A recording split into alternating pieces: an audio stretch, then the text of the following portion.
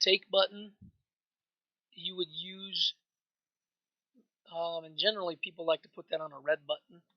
You can put on anything you want with this, obviously, but it indicates that you are ready to do a take, and when you press that button, it will perform a source to a destination route that has been selected and blinking and ready to go on your control panel, and we'll demonstrate that here in a few moments. It goes in conjunction with the keypad buttons found right after the page buttons here. Now the page buttons, again, just like on the panel mode buttons, the page buttons are not used with soft panel because, again, it cycles through assuming that you have an LCD on the control panel, and right now that's currently not something that's needed in the soft panel 2. And just to clarify it one more time, these, even though these are on the button functions, this has been translated from the Yukon software, which allows all of this to happen for the hard panels. So it's not something that you would need to page through, as you'll have access to everything on your screen. So the keypad buttons, however, these are needed, and they work exactly like they do on a hard panel. You would, if you've got 10 VTRs, and in our case we've got a few, and we've got a few monitors and a few other groups, these keypads, in order to do VTRs 1 through 10, you would need to select your VTR from a destination. If you're not going to do this as a direct destination or a direct source, and in some facilities or some applications, you may end up having 100 plus inputs and outputs on your system. Well, you won't be able to create a soft panel with that many direct sources and destinations without occupying a very large screen, and that almost defeats the whole purpose of having a soft panel in front of you. So we allow you to create a button that's called a keypad button that you can drag those inputs and outputs onto the group, and then use the button afterwards as the numerical entry, or the extension as we call it, to route that particular device. So let's go ahead and place these on here. If you put the first one on here, remember it's lit up right now, so if I double click it, it'll move it to the next one, and then we just double click each one of these as we go. Now, another way that you can perform, rather than double clicking, if you have a whole myriad of entries, so if I go ahead and do my 4 and my 5 up here, if I want to take those next entries and add them as buttons 6 through 9, or 6 through the B keypad button, you can shift and hold down the left clicker, and then just like any other application, drag it onto the button, and it will lay those all across that particular area. So now we have our keypad 0 to 9. We also have an A and a B. We could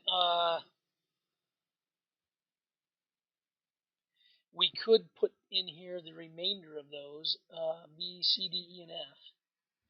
So if we place the button C, and then D, E, and F, and then that will allow you to also have extensions with the A through F inside of the VTR or the monitor as I described. So you could have like a VTR 1A. Now, I'll show you how this works with the sources and destinations in just a moment. Let's go ahead and place some direct sources again. So we'll come up here to the top, grab a source. Let's make these 3 down here. Double click, double click. Let's go ahead and drag that source onto there. Now, these are direct sources, and I'm going to remove these 3 displays and explain what displays are all about. So if we delete the displays off of those, these are now direct sources. These up here will be direct destinations. And what we will need in order to use a keypad is a button called, let's go over to our page mode buttons. And remember, we will need this select destination button right here, and we'll place that upon this button up here. Okay, now let me describe what these different displays are all about. Okay, now there are 2 types of source displays. The source displays 1 through 8 are automatically associated with levels 1 through 8. So if you happen to have, let's go ahead and add some of these. So remember, we have to go back to our function table. Our control table. Then we have to come up here and where it says display, we're going to add, let's place one over here, and let's add a couple more. We can always delete them. And then let's go ahead and go back to our function table. And if we add, let's go ahead and remove these buttons as well. So let's take out these buttons here by hitting the delete key. Let's go back to our control. So we're going to go ahead and build a panel now and demonstrate how this is going to work. So from here we're going to, let's take some white buttons over here. So we'll just add 3 white buttons, which happen to be our new levels. We will place these displays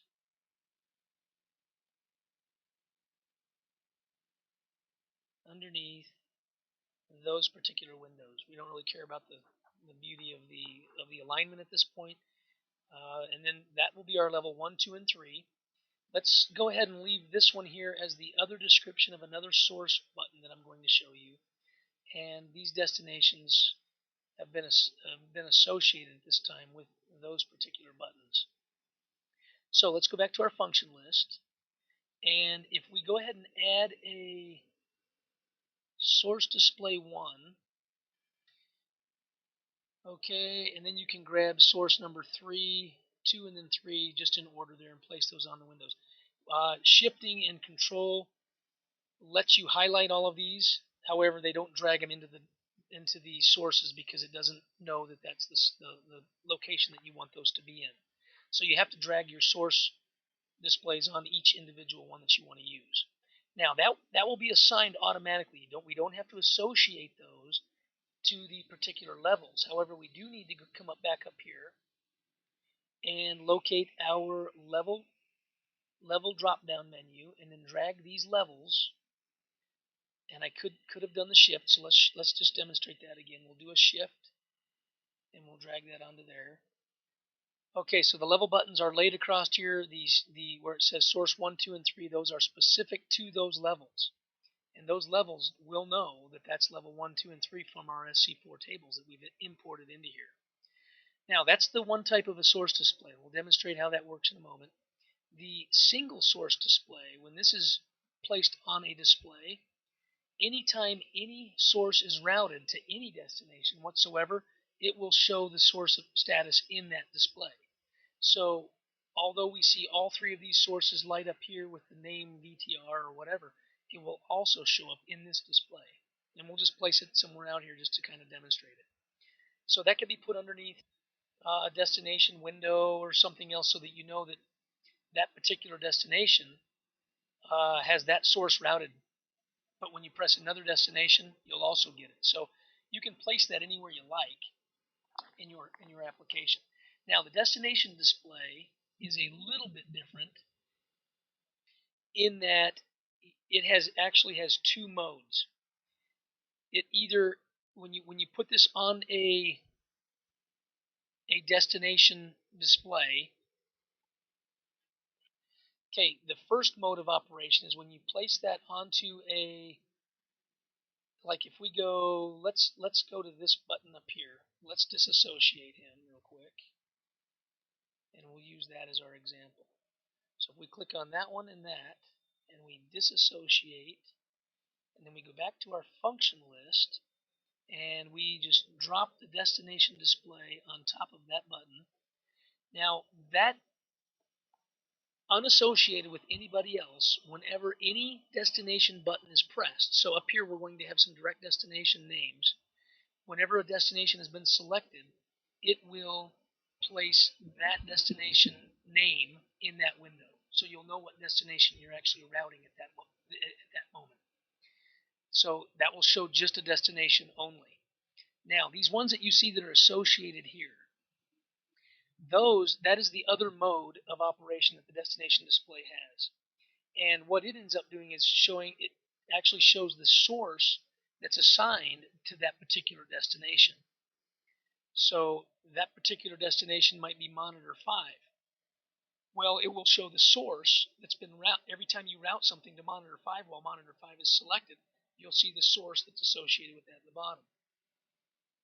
Okay, now I'll demonstrate how you actually create an association between a destination button and its window.